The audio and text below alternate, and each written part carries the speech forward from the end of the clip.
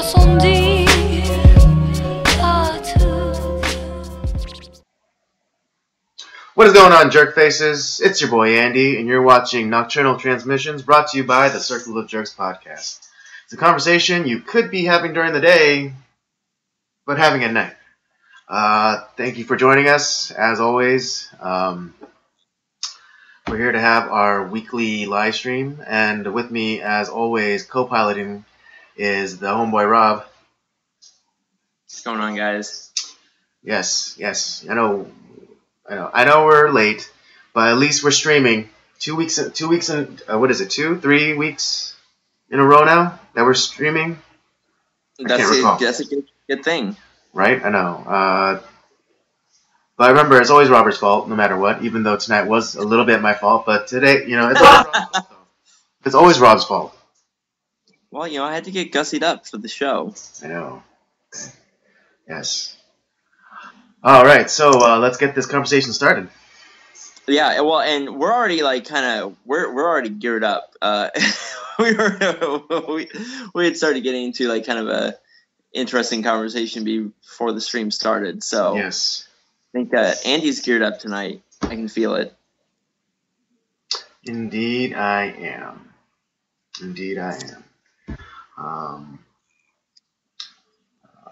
What was it? Like on Sunday was the closing ceremonies of the Winter Games. Yeah, I think it was Sunday. Yeah, because I was having dinner at a pho restaurant, and they had NBC on, and there was there were a bunch of K-pop acts on it. And I was like, wait, I'm watching NBC. It's like, oh.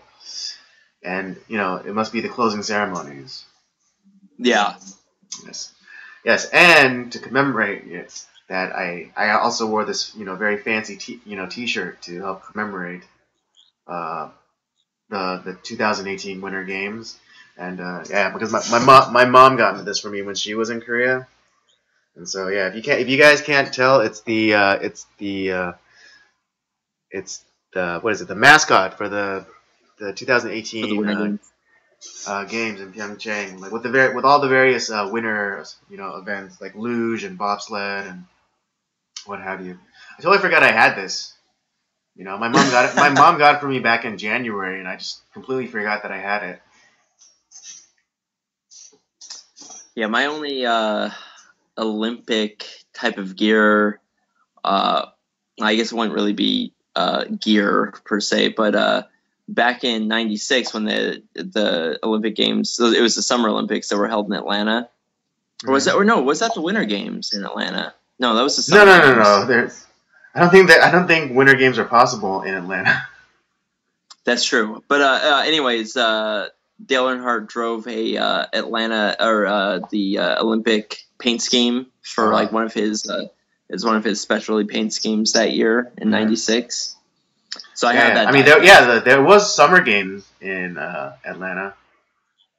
Yeah, that's right. Yeah, that's because I was actually there was a I think that was how Turner Field got built that year too. So there was a bunch of stuff that helped out sports in Atlanta that year. Mm-hmm. Because of the Olympic Games. Right. But yeah, that's all. That's the only Olympic thing that I have. Oh wait. Well, I mean, I was born after the games, but I think I had a 1984 Olympics shirt. Even though I was born in the autumn after the games, and so I'm probably sure I wore it after the fact. And also I had the 1988 T-shirt with when it was in Seoul in Korea. My parents got a shirt, and they got me a shirt, and they had the little tiger with the little Korean hat and all that stuff. Nice. Yeah. But I don't know. I think sometimes I feel really bad for the Winter Olympics because they don't get, they don't get as much attention. Or I don't think many people care for as many like winter sports as they do with like the summer sports, just because like a lot of stuff that snowboarding and skiing and a lot of those like type of sports are kind of the posh sports that they're the sports of the bourgeois. Yeah, so a lot of the general public is like, yeah, good for them. Yeah. Right. Yeah. I mean, yeah, because like snowboarding or curling, even I'd imagine you'd have to be pretty well off. Just for the equipment cost alone. Well, curling, you just have to have a good stone and some brooms. I know, right? It's funny because I just found out one of my friends, one of her friends, was on the U.S. Curling team. Oh, really? Yeah. I found out I found out how how most people find out things on social media through Instagram on one of her stories. She had put out like, oh, check out my friend, representing America in curling, and it was funny because I was actually at a BJ's having dinner, and me and my friends were trying to figure out how the scoring worked in curling. Oh yeah, isn't it like similar to shuffleboard? Sort of, but I think we've determined that the way you score points is if you can get 3 stones within like the bullseye area, and keep them within the bullseye. Yeah, I mean that seems like kind of the best way to score points. Right.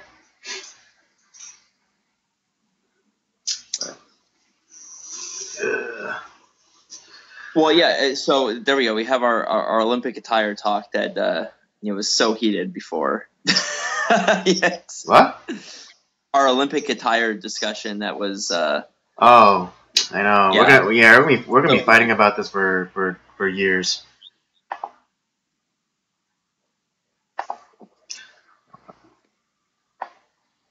It's funny. We should have looked up old mascots, and we should have had like top 5 mascots. Yeah, Olympic mascots.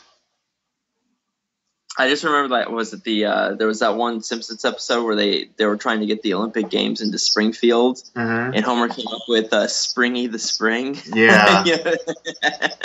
That's my favorite mascot. Okay. That was a great episode. Yeah, remember he bought all those springs, and then they ended up not going with Springfield, and then he tried to go and sell them, and yeah. He did the peanut butter brittle gag, but then it's like those springs are like covered in a plastic to protect people, but then his was just like the naked spring, and it's like, oh, have some peanut brittle, like, and they open it and like the spring is lodged in their eyes.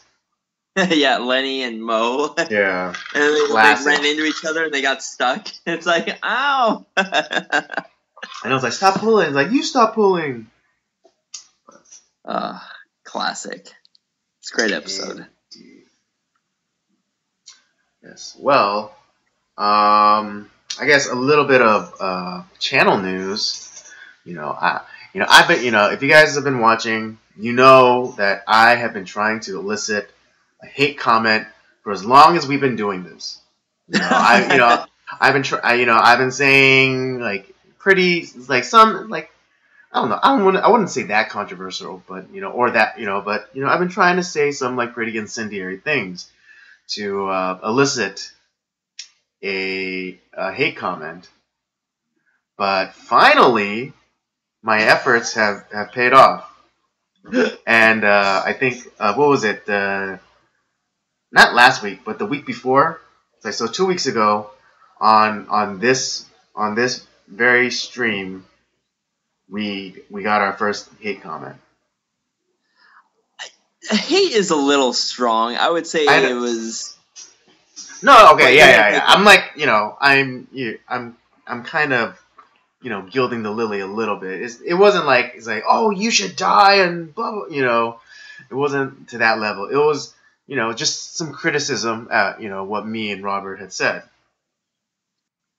So works and for it was like me. it was fair criticism. It wasn't emotional like, oh, you should go die and I or actually learned something that I didn't know. So yeah, I mean, me too. Today I went and I reviewed the comment again. I checked the links. This specific user or this specific commenter, Taryn Boyd was the person who right? commented. Taryn Boyd, whoever they might be, uh, had they were compelled to comment, because of what we said, and that's really all I was really looking for. When I say I was trying to elicit hate comments, that's really what I meant. Just like something that we said, that compelled someone to either like put in a comment, either agreeing or going against.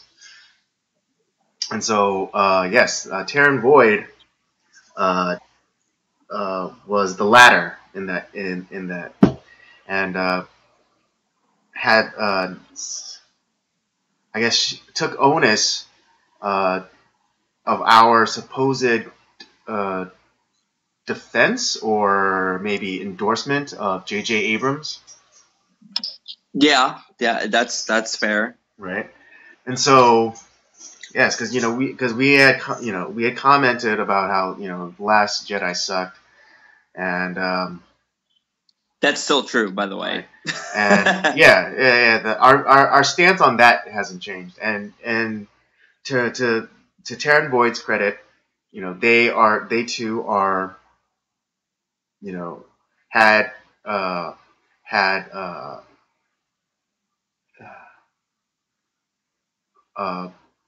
a suspicion that it was going to suck, and it was confirmed through many critique videos and response videos that other YouTubers have done about The Last Jedi.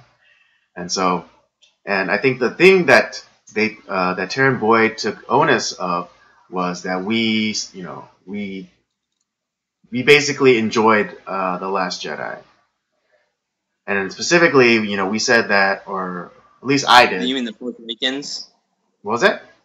You mean the Force Awakens? Oh yes, The Force Awakens.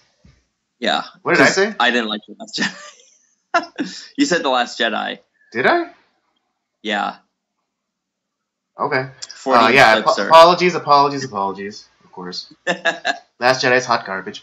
But yes, at least I said that I enjoyed The Force Awakens for what it was, and I thought that J.J. Abrams wrote it was a Force Awakens was the love letter to Star Wars. Right. All right. And I guess Taryn Boyd's position is that J.J. Abrams is as much of a postmodern like writer as Rian Johnson is, but I mean, in The Force Awakens, I didn't really get that.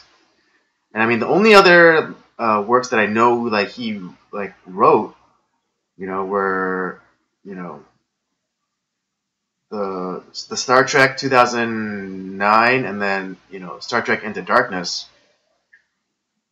Yeah, he But did those, and I think I don't it's think that if there were there if there were, I could kind of see what Taryn Boyd is talking about, about like the postmodernism in J.J. Abrams, because like there was a little bit going on in that in the Star Trek reboot films, but I don't think they were as overt or as explicit as when Rian Johnson or what Rian Johnson did.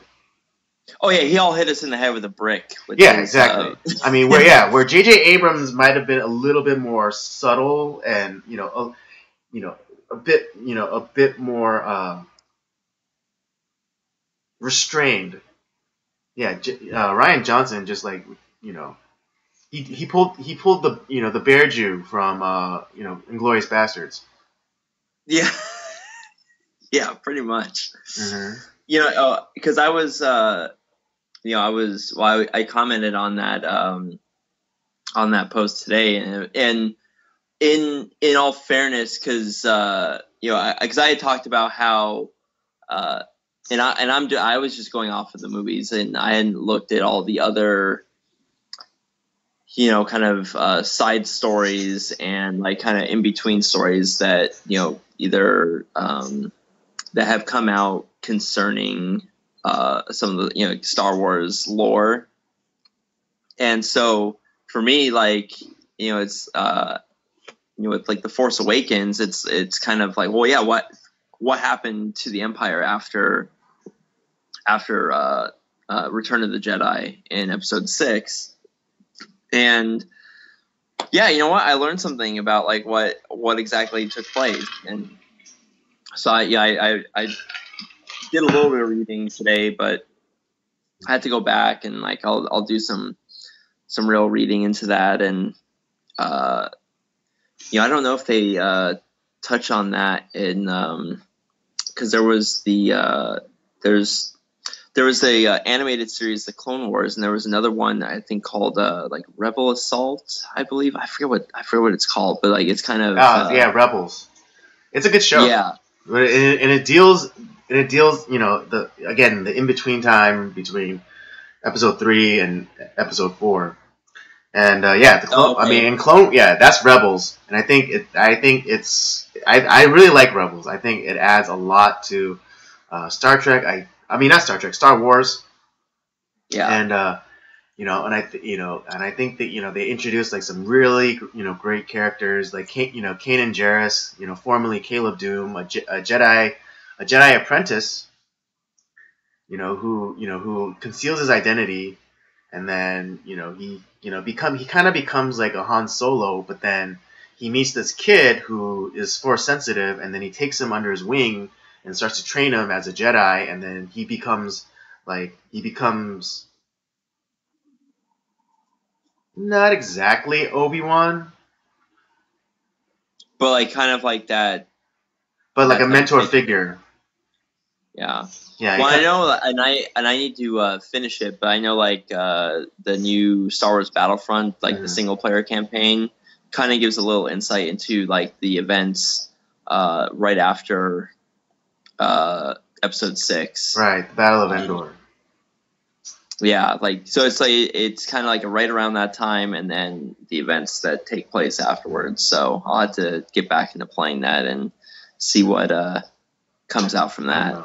Yeah, because I think the misstep with the start of this new trilogy is that they just kind of like reset it and like, okay, we're just gonna give you, because you guys like you guys were complaining about the prequels. We're just going to give you the New Hope again. We're going to start from there. And I think that was a mistake. Yeah, it's like, I think, because for me, like, I want more of a continuation of the story. Like, right. What happened to Luke? What did he do after Return of the Jedi? Like, with Han and Leia, all that stuff. And right. And I think, and then to Taryn Voigt's point,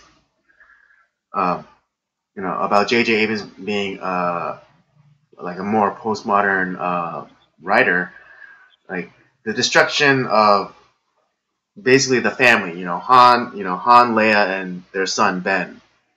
It's like it didn't work. It didn't work. Yeah, it was completely fractured.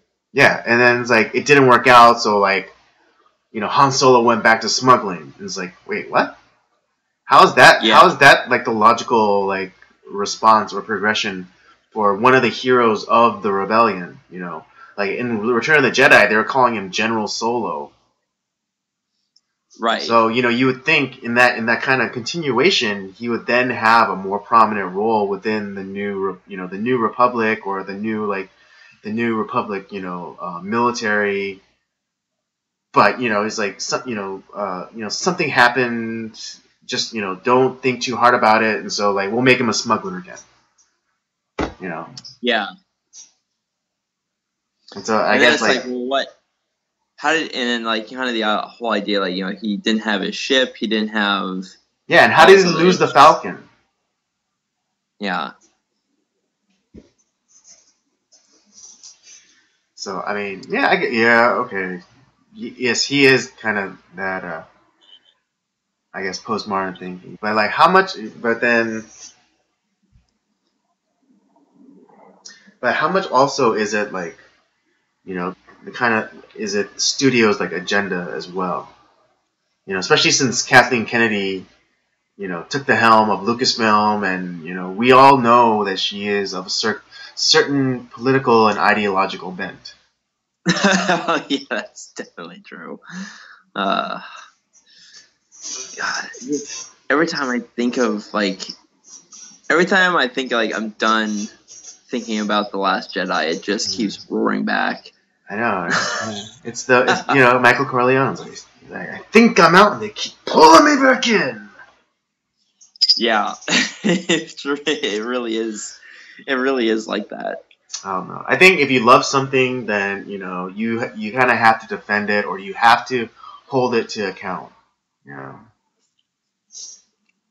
And I think that's all we're doing. It's just like, you know, we're trying to hold, you know, these people who were given like guardianship, stewardship over this franchise. Because it's like I said before, you know, Disney might own Star Wars, but it belongs to the fans. Yeah, exactly. And that's the other thing I left in the comment too. Is like, and you know, this is so, you know, why, like, you know, Star Wars, you know, at one time it was just a film, but it's become so much more than that now. It's become a very big part of our cultural fabric. Exactly. And you know, it's just something to be, you know, handled haphazardly. You know, it's true, like, you know, there's some people that go a little bit, like, you know, real crazy with it. But at the same time, like, you know, people who like us, we just care about the story so much, and the characters and the lore behind it, that you can't just take a huge shit on the whole thing and like, here you go. Right. I mean, I think franchise. I think even with George Lucas, the creator of Star Wars, you think that like, oh, we give him like, oh, you know, we'll give him the benefit of the doubt with the prequels. No, we didn't. You know, that's how big it is. It's become bigger than its creator. You know, in a sense. But although I will say that Clone Wars definitely made me like the prequels better. Because you finally like got an understanding of what was going on in that story. Yeah. So, I mean, I know the prequels were about Anakin and his rise and fall, but Clone Wars definitely helped flesh out more of that story giving him more opportunity to see like his change into becoming Darth Vader. Like there was an episode where like a Jedi Master and actually it turns out to be Tarkin, but back when he was a general in the army in the Republic, and you know, there was a kind of during like there was supposed to be a rescue mission for them both, and they each had part of some sort of information about the enemy, and the Jedi, definitely, kept saying like, oh, we have to be separate, we have to be independent, we can't become part of the system. We have to be the guardians of the system. We can't be a cog in the system. And then Anakin has this, I guess, a disagreement with Obi-Wan, where he said like, well, if we're serving in this capacity as generals in the leading army, should we not then be subject to like the Senate or whatever? And so there was, you can kind of see like his, kind of deviating from like, I guess, like the normal Jedi thinking. Right. Yeah, and that was yeah, after watching the Clone Wars series and going back and watching the prequels, I actually kind of like, okay, now you start to see like a little bit of more like behind the scenes. You learn more about like Darth Maul and who the hell he was and like what Right. happened to him and Mm-hmm. um and yeah, like how you see like kind Right, of and you see, the yeah, and you see him like you think he's just a bad guy, but then you realize he's a much of a victim of Sidious, as Anakin will eventually become, right. because what is it? Because all of Sidious's apprentices have just been placeholders, really, if you think about it, for Anakin, like kind of like placeholders for the day when Anakin would finally be turned and become Sidious's apprentice. Right, right. And so it's like, and you see, and you and like, yeah, you feel like you kind of start feeling for Maul, because of the betrayal from Sidious and like just being discarded, and you kind of understand like the rage he has, you know. Yeah, it was just overall just a really interesting look, and you got like some like insight into some of like more of the side characters and Mm-hmm. like what was going on, out like over like politically, Mm-hmm. and like how really like the Empire got its like real start.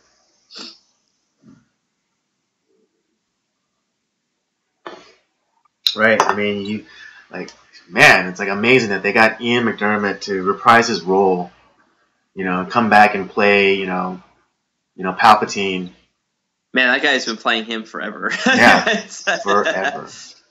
But Yeah, but yeah, it's funny, and I think I've mentioned it before where I was when I watched the originals, and then when the prequels came out, I was like, man, that guy they did a great job in casting for Palpatine, because he looks like exactly like the guy from the originals, and I was like, dude, that is him. It's like, what? Get the fuck out of here, really? yeah, Yeah, no, no, it's that's amazing. him. But yeah, it's just who would think that like was it like 30, 40 years ago he was doing that, and then like 20 years later he picked up the role again, and Mm-hmm. then another 10 years after that he picked up the role again. It's just, Right? Yeah. Um, I think a franchise that one of the franchises that I think did a really good job in rebooting itself, and I think is like one of the standards in like how you should reboot something, is Battlestar Galactica.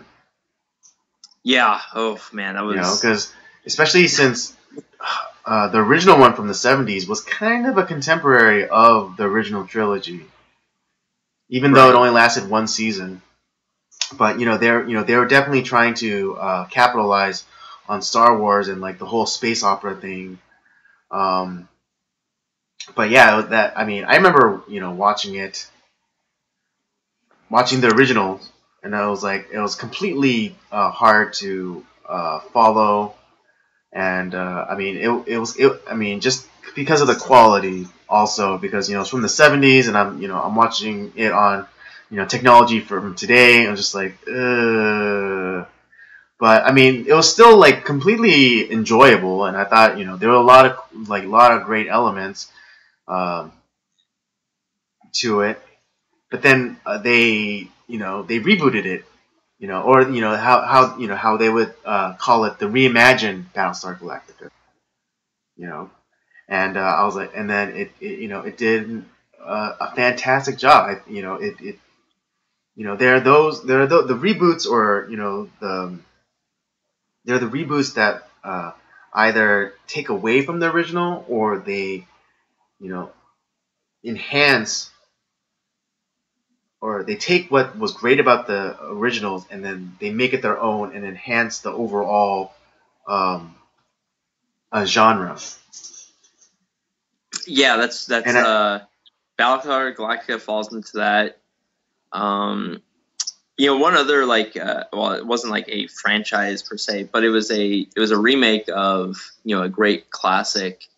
Because one of my favorite Mel Brooks films is The Producers. Mm-hmm. He had the one with Matthew Broderick in the.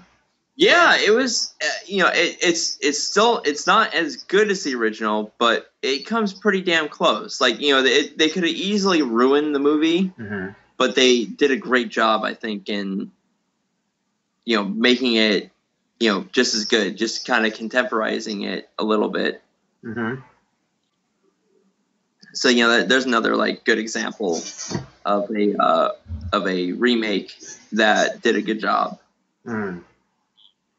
Mm-hmm. Mm-hmm. Word. Or well, actually, you could. Do you remember the movie The Island? I'm familiar with it, but I never watched it. I know that Michael Bay joint with the clones and.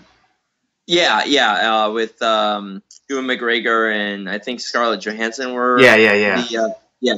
Well, were you? I wonder if you were there for that. For one of my birthdays, where we did we were watching some Mystery Science Theater 3000, and there was one movie that was on, and we're all like, "Man, this is a lot like The Island." And then come to find out, I did some research into that movie. Come to find out, the people who did The Island completely ripped off this movie from the 80s. I mean, pretty much the entire premise, the some of the the lines, everything. It was The Island, it was that movie. That movie is called Parts the Clonus Horror, or something like that. And Billy and the Clonosaurus. Yeah, right. Yeah. And oh God. Those of you who don't know, that was a Simpsons reference. Yeah. And the makers of that film from the 80s, they sued the creators of The Island, mm-hmm. saying that they had ripped them off, and there was a out of court settlement for that. But man, it was just really funny that a movie that was pretty god awful. I mean, if you're on Mystery Science Theater 3000, it's then you just suck. You just suck and, balls. The Island wasn't great, but it was a hell of a lot better than the movie that it replaced. Oh man, I was just yeah. Yeah, and another another successful reboot is Westworld. That was a reboot too. That was actually again. It was funny. It's funny because I find out the kind of the backstory, and then I was like, oh, that makes sense. But it was a movie from the 70s, and then kind of along the same premise. It was a theme park the theme park thing. Michael Crichton. True. Yeah, he has this thing with amusement parks. I don't understand. But maybe he went to a lot of amusement parks as a kid, and he's like, I wonder what would be cool if we had this and that. Yeah. But yeah, okay. To be fair, I've never seen the original movie because it started off as a movie. And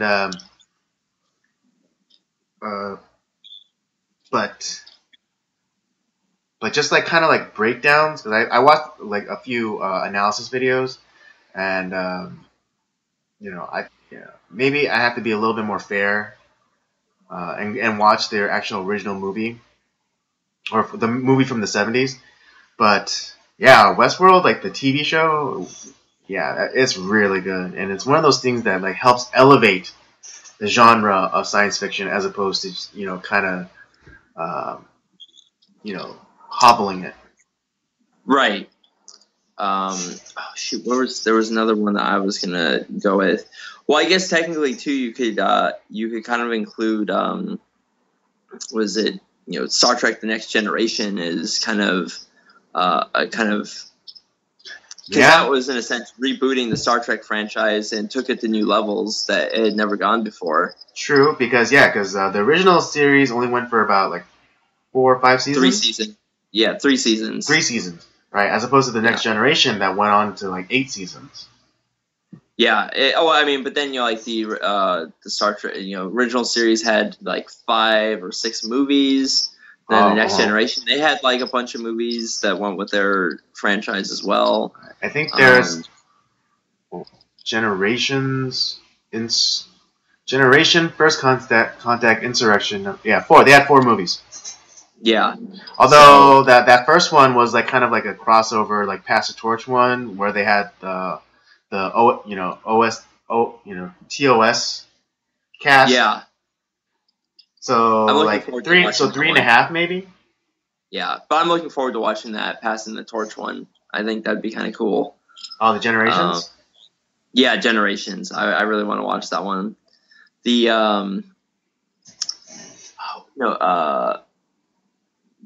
shoot. Did you? Oh no, I now remember what I was going to say. The did you ever watch? Did you watch that documentary on? I think it's on Hulu.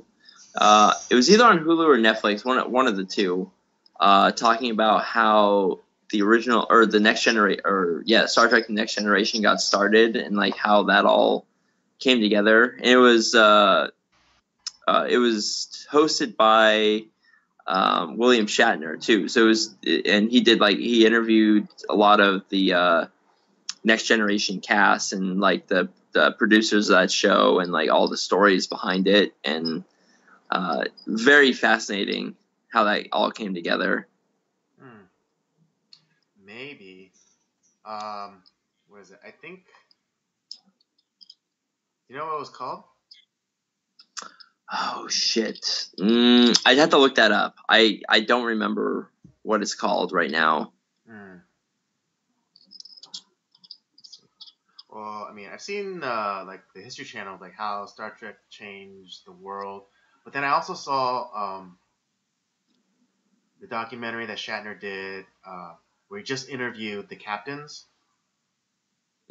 So, well, I mean, I've seen like the History Channel, like how Star. So he interviewed,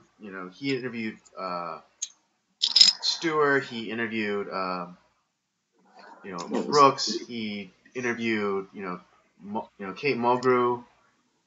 He interviewed Scott Bakula, and it was all about like the captains, like from like perspective, the respective franchises or series, and it was pretty cool. Like just like, they would talk about like how they got started and what they thought about like their characters and just kind of like reminiscing, but it was pretty cool.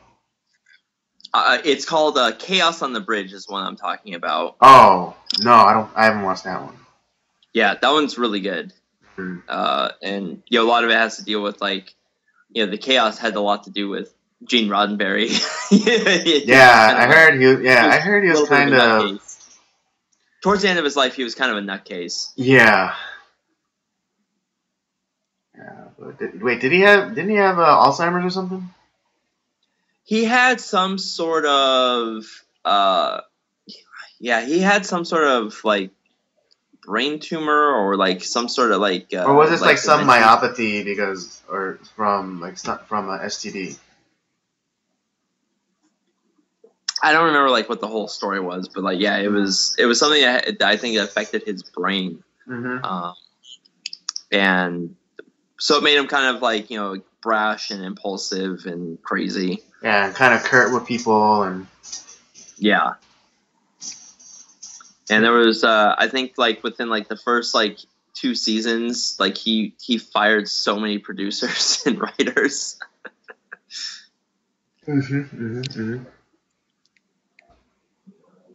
But yeah, no, it was that was a good documentary. But I guess it wouldn't be a technical like remake or whatever, but like kind of rebooting the series and continuing on with Star Trek and making it great again. Mm-hmm. Mm-hmm.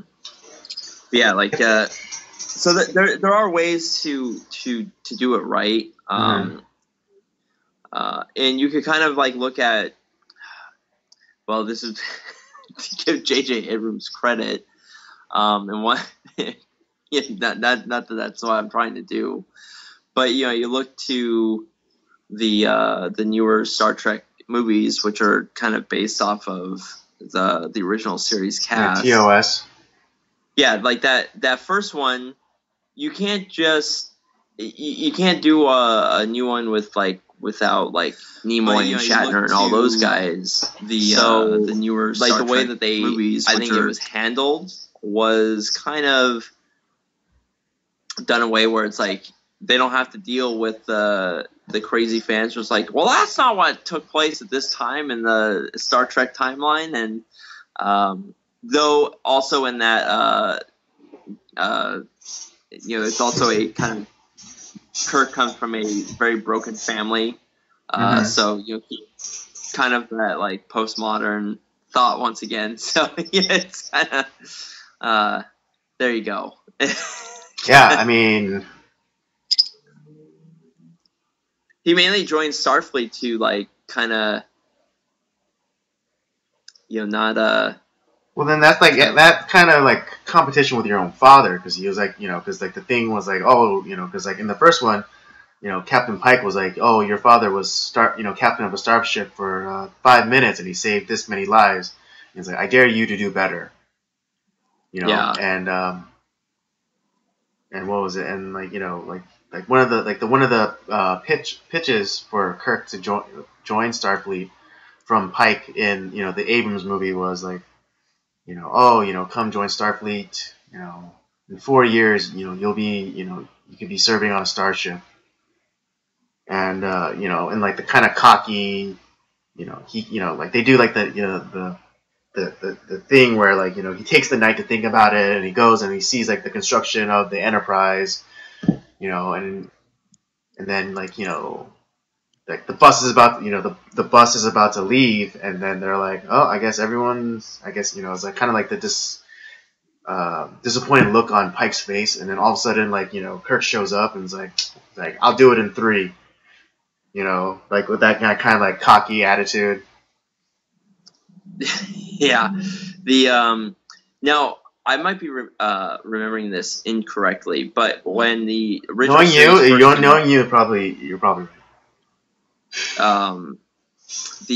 With the original series, because there was the pilot episode which didn't have Kirk in it. Right. Was that Pike? That was the no. Wait, maybe Before they changed it to Kirk, like, I think it was Pike, and then in like that original pilot, Spock had emotions. He would smile, he would laugh, crack jokes. But just quickly mention that Leonard Nimoy said that he only suggested to do that because the actor that portrayed Pike in that original series, he was like so wooden and like kind of stiff that he like to kind of play off he thought that it would work better if there was like some sort of like levity, and so he provided it. Yeah. Okay. That makes sense. Yeah. And then was kind of the complete opposite of that. Like. Yeah. He was. Because you can't. Yeah. Because like if the captain is all wooden and kind of like his kind of stilted, then you can't have another kind of wooden stilted character either. So. Right. You need to have that balance. That's what makes you need to have your straight man and your comedic element. Yeah. Exactly. And Nimoy was definitely the straight man in that crew. Oh yeah. Absolutely. Absolutely. Okay. So yeah. So we span the cosmos from Star Wars to Battlestar Galactica to Star Trek. Right? I know we're just like hitting all the sci-fi franchises. What other space franchise can we hit on? I know. Well, I mean, there's Babylon 5, but I wasn't much of a Babylon 5 fan. Same. Yeah, I mean, I heard it was good. God, I don't. Oh, I just don't know anything about Babylon 5. Yeah, me neither. Although I am a Stargate fan.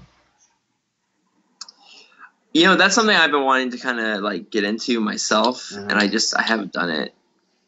Yeah, I think because that was another thing because it didn't spawn some new movies. Even though I think Roland Emmerich he just got the rights back to it, and he's been thinking about doing a new movie, but it's kind of messed up because like Stargate SG-1 that show was on for like 10 years, so it has a lot of they took a lot of the things about the movie that were great, and then they totally made it their own. And true. And they had a few good spin-offs. Atlantis was really good. Stargate Universe, it was Stargate, but it felt more like it was like the time when Battlestar was like doing really well. So I think they wanted to do like a tonal shift, but it just didn't work for Stargate. And so, and now they're coming out with a well, I think it's a test. It's a test series because it's like a web series, and they're only like 15 minutes long. But it's called Stargate Origins. Mm-hmm. And it kind of wipes away what even like the movie had originally established.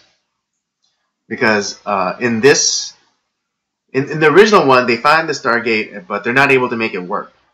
They find like this big cover stone on it with some hieroglyphs, and then also if you're familiar with Stargate, then like it's a ring and it uses like 6 points in space. Uh, 6 points in space, which are in fact constellations that to locate. So you need six points of reference for a location, and then you need a seventh for the way this. I'm fucking this all up, but that's how the device works. It creates a it creates a tunnel through space, and on the Stargate itself, you need 7 symbols. 6 for the location, of the planet or whatever within 3-dimensional space, and then the 7th is the location, which then like plots a course and like sends you from one planet to another.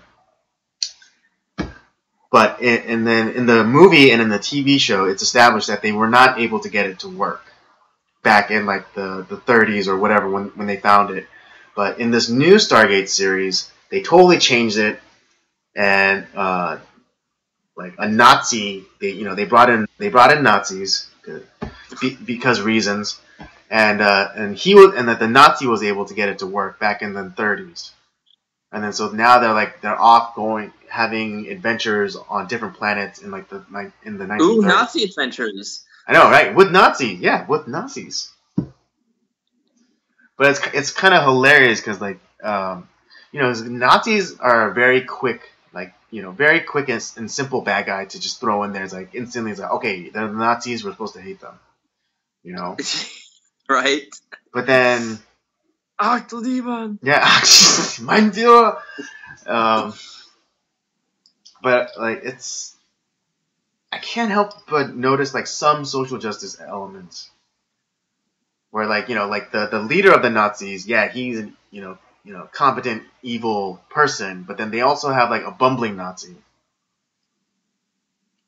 What is this? What was that show? Back in like the Hogan's Heroes.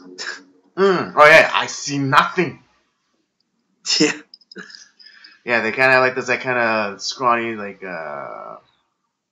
bumbling Nazi, and then they like in the original film there there was the man who found the Stargate. His name was Dr. Langford, and then he had a daughter named Catherine, and they kind of they reimagined her into like this feminist uber badass. Oh Lord. Well, not that much, but it was just like kind of taking the lead, and it's funny because like the guy that they got to be like the love interest, he's kind of like this more scrawny, like pretty boy type, but kind of like kind of like a Shaggy, where it's like zoinks, like oh, he's like maybe you should go in first, and great, and like and as the audience, we're supposed to believe that she's attracted to this guy. No. I say no. I will not have it. I agree. Yeah. I mean, it's only I forget how long this short maybe test series is, but it's only on the 4th episode. But I'm just like I'm getting an eye strain from all the eye rolling that I'm doing watching this thing. I'll have to check it out. Yeah. Because they had like one of those moments where it's like they're like the first time that they're going through the gate, and it's like they're like there's it's like it's 3 of them, the girl Catherine, like the love interest who's like a beta cuck, and then of course you have to have a brown man. It's set in Egypt, so it had to be a brown man in there. And it's like even he's kind of like weak and scrawny looking, and it's like they have like that kind of like trepidation before they like step through the gate, and it's like who's gonna go first? You're gonna go first, and then it's like well, ladies first, and she's like kind of has like that kind of incredulous look, like oh well, and then like and then she proceeds to like shove them both through, and it's like come on, hurry up. It's like Oh boy, I can feel like the eye rolling from over here. I mean, it's 13 Reasons Why all over again. Yeah, although because I already have like this a sentimental attachment to the franchise, I'm giving it more of a chance than I normally would give to like a new series. So yeah, I'm willing to put up with it a little bit more, as opposed to like 13 Reasons Why. Oh man, like TV you were show. just you. Yeah, I wanted to rise from like 2 seconds in. Yeah, I was like, I wanted to scratch your eyes out. And then I wanted to scratch my eyes out. I want to scratch your eyes for making me watch this, and then I wanted to scratch my eyes out because I was actually watching this thing. How could you, Andy? It was for podcast purposes. Yes. Okay. Yes, I realize that. I fully concede that it was for the greater good of the podcast. I think from now on, what we'll do is like all like the stuff that we're gonna do for the podcast, that just kind of the cringeworthy stuff that we don't really want to watch or see. We're just gonna send over in your direction, and then have you report on it. I know, right? I was just like, it was garbage. It was hot garbage. That's all. It's like, yeah, Andy's reviews. Dun, dun, dun, dun. And it's like, all right, today we're gonna be, reviewing this thing. Hot garbage. Like the end. Dun, dun, dun, dun, dun, dun.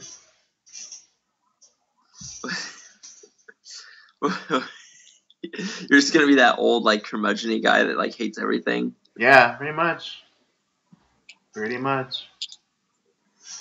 I mean, when the quality has fallen so low, how else are you to judge it?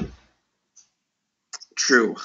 You know, like, you know, do you be diplomatic and be just like, yeah, it was okay, it wasn't great, I wouldn't watch it again, but it was all right. No, you know, to quote a great thinker of our time, ain't nobody got time for that.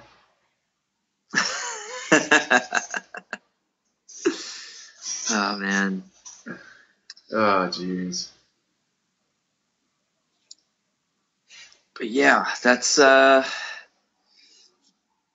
some good remakes. There's some bad remakes. Mm-hmm. I don't know, like, because I think it was like next or this year the Han Solo movie is coming out, like, and I'm probably gonna go see it, but I'm like, should I go see it? I don't know. Yeah, because like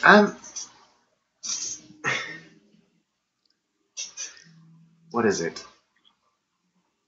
Like, because all of the stuff that we've been hearing about, you know, all the production problems, you know, and then like having like literally switching out directors, and then the rumors that, you know, they had to get an acting coach for the lead, the guy who's playing Han Solo. That is worrying to me. They had to get an acting coach. Yeah, like supposedly his performance was like very wooden and stiff. Like, you know, he wasn't able to, like, you know, cause Let loose. Because there ain't no one as cool. There ain't no one as cool as Harrison Ford. Let's just agree upon that. Yeah, that's true. Right. Billy D is right up there with them. You know, but you know, there's no more men of that quality. Yeah. As sad as it is to admit, there are no more men of that quality. He's definitely one of those cool guy actors. Yeah. You know, I mean, maybe, and I'm being very generous here, maybe George Clooney. Maybe. No, I was gonna say like more like, you know, like Matt Damon kind of is that, can be that kind of that. Well, I guess like the suave cool guy, yeah, it'd probably be like George Clooney, maybe. Yeah, maybe, and then a little bit better than George Clooney because maybe Brad Pitt. Yeah, I would. Like his performance in Fight Club was awesome.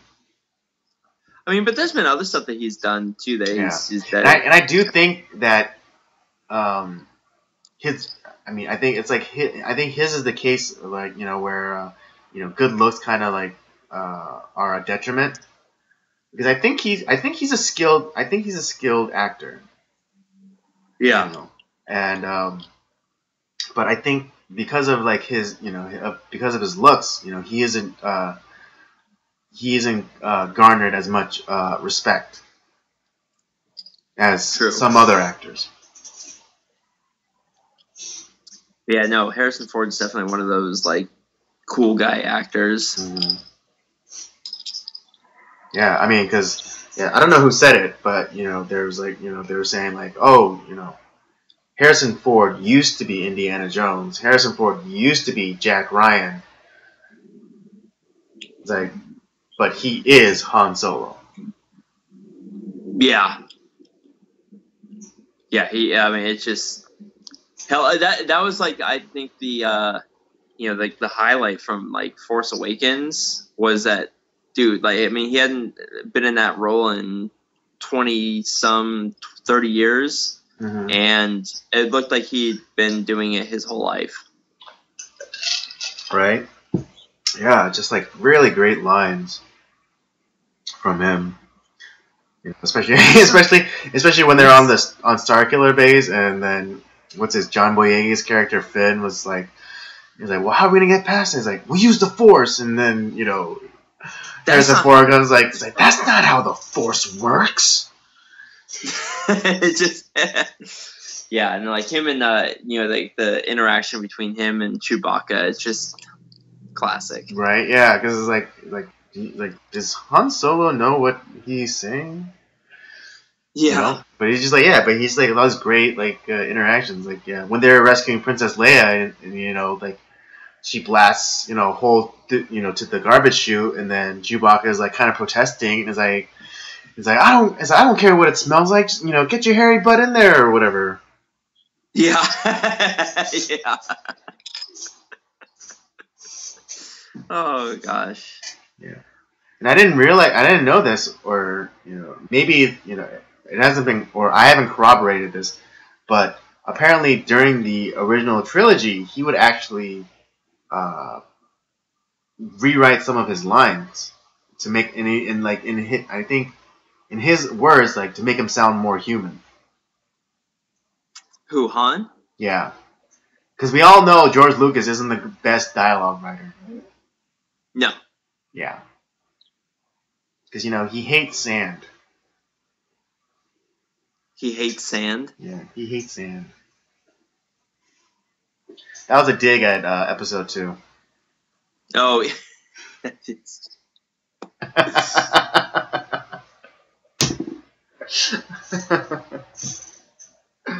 Oh god.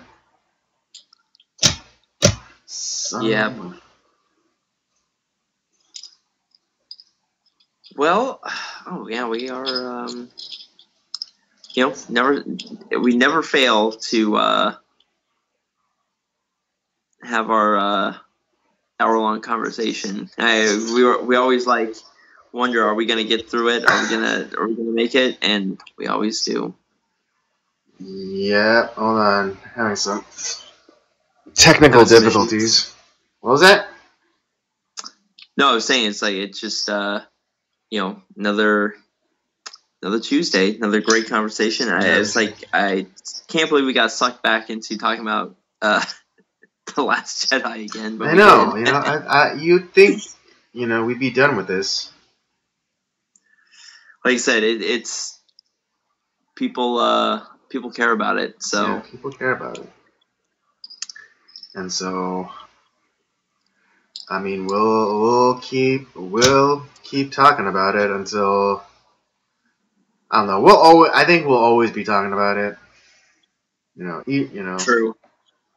Ah, son of a monkey.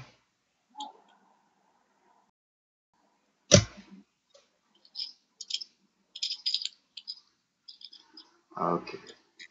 Oh, You alright over there, Andy? crap. What? Dang it all to hell. Yeah, I done goofed. I done goofed. Yeah, because my window went out and I was trying to restart it, but I accidentally clicked on the wrong button and now I opened the wrong program. That program I told you about that was having the technical difficulties? Uh-huh. Yeah, so I might have to restart my computer. Oh, shoot. Yeah, because I have no control.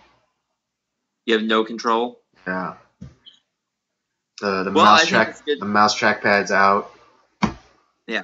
Well, that's a good place to cut the stream then, I would assume. I would assume so. Great balls. Hey, for once it's not my fault. I know. Oh, dude, I know. Finally, one time you can say that it's not your fault. Ah, crap. Well, I'll give a couple of quick final notes or final thoughts before we cut off. Yes, abruptly. It'll be an abrupt. Yeah. First of all, thank you all that have commented. I am actually working on replying to them all right now. So keep them coming. Keep watching. And Up by Up Down is returning very soon. We just got done filming a bunch of stuff. Actually yesterday.